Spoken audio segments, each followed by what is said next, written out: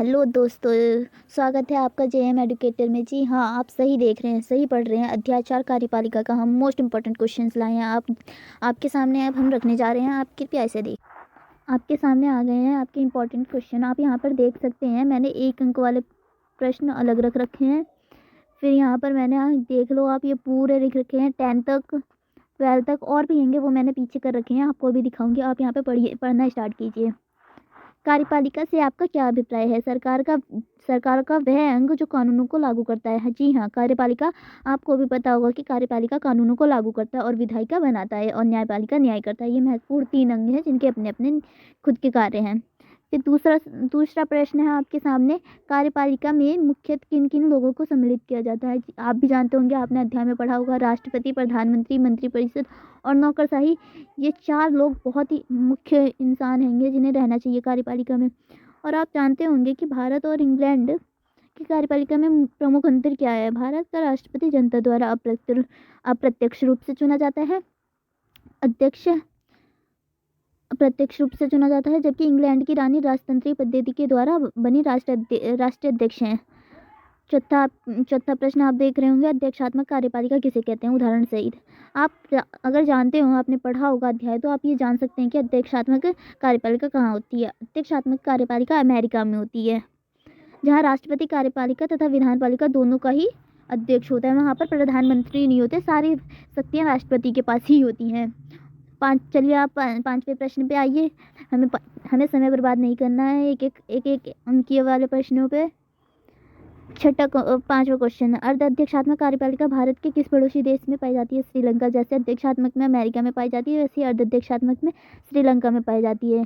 छठा प्रश्न, अनुच्छेद 74(1) में राष्ट्रपति से संबंधित किस प्रावधान का उल्लेख किया गया है? ये मोस्ट इंपॉर्टेंट क्वेश्चन है, आप देख सकते हैं, ये आता भी है कई बार पेपरों में।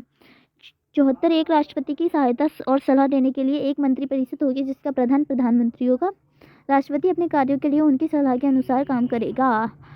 इसमें बता रखा है कि राष्ट्रपति अपने कार्य जो होती है वो प्रधानमंत्री की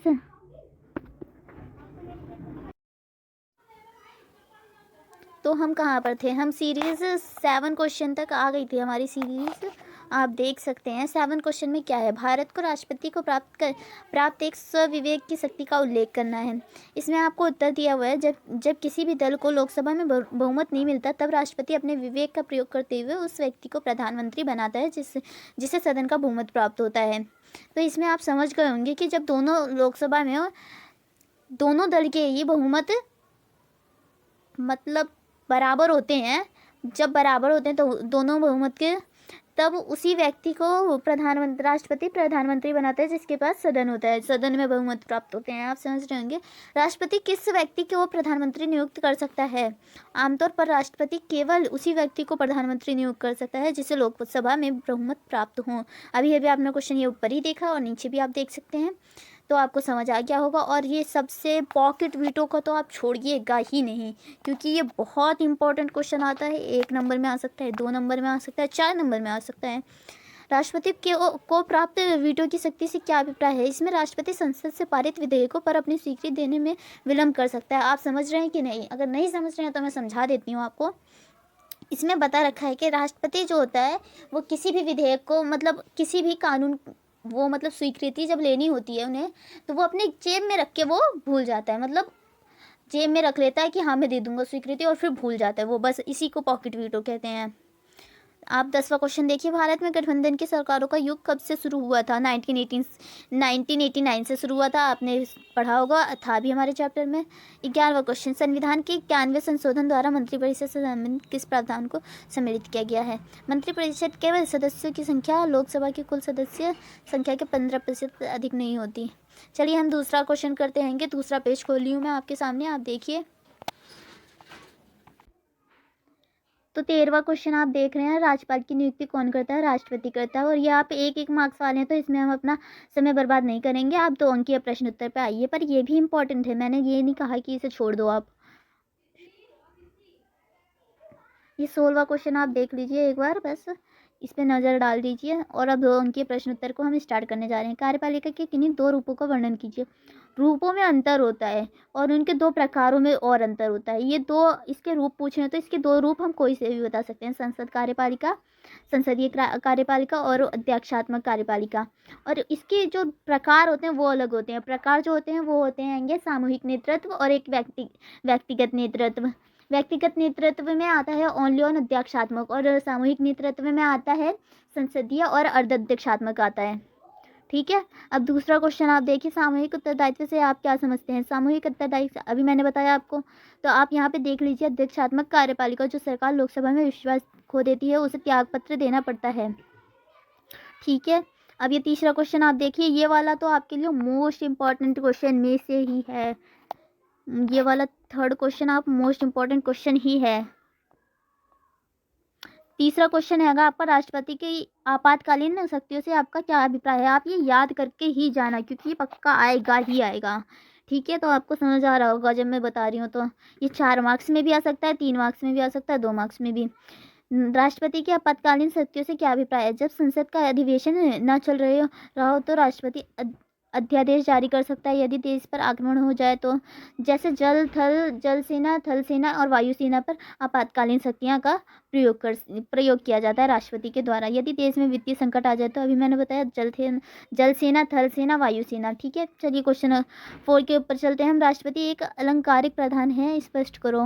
क्योंकि वास्तविक शक्तियों का प्रयोग प्रधानमंत्री और उसकी मंत्रिपरिषद करती है। 5वां प्रश्न आप पढ़ लीजिए, मंत्रीगण एक साथ तैरते हैं तथा एक साथ डूबते हैं, इस कथन का क्या अभिप्राय है। ये भी इंपॉर्टेंट है। 5th क्वेश्चन, यदि एक मंत्री किसी प्रश्न का उत्तर ना दे पाए तो प्रधानमंत्री उससे त्यागपत्र देने को कहता है। यदि वह त्यागपत्र ना दे तो प्रधानमंत्री स्वयं अपना त्यागपत्र दे देता है और सरकार गिर जाती है। मंत्री तो आप समझ लीजिए, इंपॉर्टेंट है। प्रधानमंत्री किन शक्तियों पर निर्भर करता है कैसे। यार ये सब आप पढ़ लीजिएगा, इतने इंपॉर्टेंट नहीं है, इसलिए हम दूसरा करते हैं। Next page. जी हाँ, ये आपका दूसरा ही प्रश्न का 2 अंकीय प्रश्न उत्तर के 7वां क्वेश्चन है। राज्यपाल केंद्र सरकार के एजेंट के रूप में काम करता है कैसे। तो आप आंसर देख लीजिए, इसमें मैं आपको इम्पोर्टेंट बता दे रही हूँ क्योंकि समय बहुत कम है हमारे पास। तो आप देख लीजिए इम्पोर्टेंट क्वेश्चन कौन से क्वेश्चन है इसमें। ये वाला इम्पोर्टेंट हैगा 10वां क्वेश्चन। ठीक है, ये इम्पोर्टेंट है। ओके, आप देख लीजिए इसे। 10वां क्वेश्चन बहुत इंपॉर्टेंट है, आप देख लीजिए। और चलिए अब हम स्टार्ट करते हैं 4 अंकीय प्रश्न उत्तर। तो 4 अंकीय प्रश्न उत्तर में तो ये वाला इंपॉर्टेंट, तो दूसरा और ये वाला इंपॉर्टेंट रहेंगे दोनों। ठीक है, मैंने दोनों आपको बता दिए हैं तो आप ये टिक कर ही लीजिएगा क्योंकि ये इंपॉर्टेंट रहेंगे। ये वाला और ये दोनों रहेंगे। ठीक है, तो आप देख लीजिए, मैंने बता दिया आपको। आप देखिए यहाँ पे हमने 4 अंक के प्रश्न उत्तर स्टार्ट करे हैं। तो आप इसमें ये फर्स्ट वाला पढ़ लीजिएगा। दूसरा वाला मैं दिखा दे रही हूँ, संसदीय कार्यपालिका की 4 विशेषताएं बताइए। आप इससे ज़्यादा भी याद कर सकते हैं, मतलब लर्न कर सकते हैं आप। इसके सरकार का प्रमुख प्रधानमंत्री होता है, राष्ट्र का प्रमुख राष्ट्रपति या राजा या रानी होता है। थर्ड है आपका विधायिका में बहुमत दल का नेता प्रधानमंत्री होता है। बहुमत दल का नेता प्रधानमंत्री होता है। विधायिका के प्रति उत्तरदायी होता है, ये तो आप जानते ही हैं और ये मैंने इंपॉर्टेंट बता दिया है आपको। अब ये आ गया तो आप मुझसे मत कहिएगा। अब आप तीसरा पढ़ लीजिएगा। चौथा आप देख लेते हैं हम। राष्ट्रपति की शीतकालीन शक्तियों का वर्णन करें। विधायी, कार्यपालिका, न्याय संबंधी 3 सेनाओं का सेनापति। ठीक है, आप अभी मैंने आपको बताया था ऊपर वाले में जहाँ पर वायुसेना वाला था, आपको मैंने बता दिया।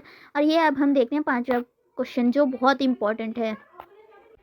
उसमें पूछा गया था आपका 5th क्वेश्चन में 4 अंक में कि राष्ट्रपति के विशेष अधिकार क्या क्या हैंगे। तो उसमें लिख रखा है, मैं आपको वापस दिखा दे रही हूँ, आपको ना यकीन हो तो।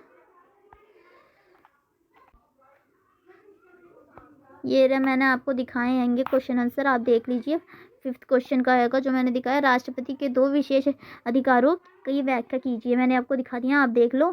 ठीक है, चलो अब हम दूसरा पेज खोलते हैं। विशेष अधिकार ये हैंगे कि ये वीटो की शक्ति रखता है, गठबंधन की सरकार के समय पर प्रधानमंत्री का चुनाव करता है। ठीक है, और इसकी भी बहुत सारी विशेष अधिकार रहेंगे, आपको वो किताब में से पढ़ लीजिए, वरना मैं आपको इससे भी इम्पोर्टेंट सीरीज़ की क्वेश्चन आंसर भेजूँगी, वो आप देख लेना।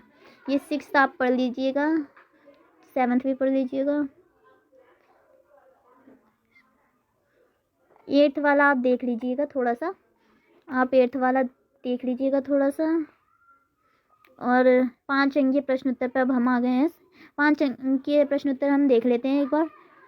संविधान ने राष्ट्रपति को कोई वास्तविक शक्ति नहीं दी, लेकिन उसके पद की प्रभुत्व पूर्ण और गरिमामय बनाया है। संविधान उसे ना तो वास्तविक कार्यकारी बनाना चाहता था और ना ही एकदम नाममात्र का प्रधान। निम्नलिखित प्रश्नों के उत्तर दो। तो आप इसमें क्वेश्चन पढ़ लीजिएगा, इतना इम्पोर्टेंट नहीं है ये। संविधान में राष्ट्रपति को वास्तविक शक्ति नहीं दी, क्यों? और अगर आपको इनमें से मैंने क्वेश्चंस तो देख लिए हैं, आप इसमें से अगर आपको अच्छा लगे जो, वो आप देख लीजिएगा, आप इसके आंसर ले लीजिए। संविधान में राष्ट्रपति को वास्तविक शक्ति नहीं दी, क्यों? क्यों नहीं दी थी वास्तविक शक्ति? क्योंकि संसदीय शासन में प्रधानमंत्री को वास्तविक शक्तियाँ दी जाती हैं। सेकंड में है संविधान राष्ट्रपति को किस प्रकार का प्रधान बनाना चाहता है? संविधान राष्ट्रपति को किस प्रभुतापूर्ण और गरिमामय। वास्तविक शक्तियाँ किसको प्रदान की गई हैं? प्रधानमंत्री को की गई है, क्योंकि राष्ट्रपति सिर्फ नाम का होता है, उसे कोई कार्य करने की आवश्यकता नहीं होती। आप हमारे भारत देश में ही देख सकते हैं, ठीक है। भारत देश इसका एक बहुत अच्छा एग्जाम्पल है। चलिए मैं दूसरा दिखा, ये आप देख रहे होंगे पोस्टर्स वाले जो क्वेश्चन आते हैं, ये आपके सामने प्रस्तुत करे गए होंगे। 2 पोस्टर रहेंगे और आपके नीचे इसके क्वेश्चन भी रखे, आप देख ले सकते हैं। ये चित्र में सबसे आगे कौन नज़र आ रहा है, उसके सबसे आगे होने का क्या अभिप्राय हैगा? इसका पंडित जवाहरलाल नेहरू होंगे, क्योंकि वो प्रधानमंत्री हैं, वो फर्स्ट ईयर के प्रधानमंत्री थे। आपने क्वेश्चन अगर पढ़ा हो तो आगे लिखा भी था, वो सबसे पहला प्रधानमंत्री कौन था? पंडित जवाहरलाल नेहरू। सेकेंड क्वेश्चन देख लेते हैं, किन्हीं 2 नेताओं को पहचानने, उनके नाम लिखो। अध्यापक की सहायता से पहचानने व उत्तर दें। अध्यापक की सहायता से, ठीक है। चलिए थर्ड क्वेश्चन पे आते हैं। प्रधानमंत्री के शक्तिशाली होने के 2 कारण लिखें। वह वास्तविक शक्तियों का प्रयोग कर सकता है। नो एक मिनट गलत हो गया, सॉरी। इसमें लिखा है प्रधानमंत्री की शक्तिशाली होने के 2 कारण लिखें। क्योंकि वह बहुमत दल का नेता होता है, इसलिए प्रधानमंत्री शक्तिशाली होता है। हम दूसरा पोस्टर देख लेते हैं, ग वाला आप देख लीजिए। इसमें विश्वास मत से क्या अभिप्राय हैगा? सदन में बहुमत। और दूसरा क्वेश्चन सामूहिक उत्तरदायी से क्या अभिप्राय हैगा? संसद के उत्तरदायी। ये सब आप पढ़ लेना। चलिए दूसरा करते हैं। इसमें आप इंपॉर्टेंट क्वेश्चन देख सकते हैं, मैं आपको टिक लगवा दे रही हूँ। ये वाला आपको नोट करना है नोटबुक में, तो आप नोट कर लीजिए, ये वाला इंपॉर्टेंट हैगा। जब क्या राष्ट्रपति मंत्रिपरिषद की सलाह मानने को बाध्य है? 3 उचित तर्क दीजिए, क्योंकि ये आता भी है पेपर में और आप देख सकते हैं, ये इंपॉर्टेंट है भी। दूसरा प्रश्न देखते हैं, जब संसद में किसी की भी दल को बहुमत नहीं मिलता, तब प्रधानमंत्री किस व्यक्ति को बनाया जाता है? ऐसे में प्रधानमंत्री की शक्तियाँ का पर क्या प्रभाव पड़ता है? अभी हमने आगे भी पढ़ा कि प्रधानमंत्री बना देते हैं जब बहुमत नहीं मिलता है बराबर। तीसरा क्वेश्चन देखते हैं। आमतौर पर देखा गया है कि संसदीय कार्यपालिका वाले देशों में माना जाता है, ऐसे किन कारणों का से होता है? नौकरशाही राजनीतिक कार्यपालिका की किस सहायता करती है? इनमें से ज़्यादा इंपॉर्टेंट कोई नहीं है, आप मत देखिए इसे, ये वाला इंपॉर्टेंट है, आप ये फर्स्ट वाला देख लीजिए, ठीक है। एंड आप ये सब पढ़ लीजिएगा। मैंने ये नहीं कहा कि ये पेपर में नहीं आ सकता, पर आ सकता है, पर ये आपको बहुत मोस्ट इंपॉर्टेंट में आता है ये वाला, तो आप देख लीजिएगा। Thank you for watching my video. And मैं जल्दी ही न्यायपालिका और विधायिका भी रिलीज़ करने वाली हूँ, मैंने बना ली है वीडियो, और मोस्ट इंपॉर्टेंट क्वेश्चन की सीरीज़ आएगी, जिसमें सिर्फ और सिर्फ 5 और 6 क्वेश्चन हो गए, क्योंकि वही बहुत हमने निकाले हैं छाट कर बहुत सारे पेपर्स में, सैम्पल पेपर्स में से, और मैंने आपके लिए बहुत कुछ तैयार कर रखा है, आप देखना ना भूलिए। चैनल को सब्सक्राइब करिए एंड लाइक करिए। Thank you for watching my video.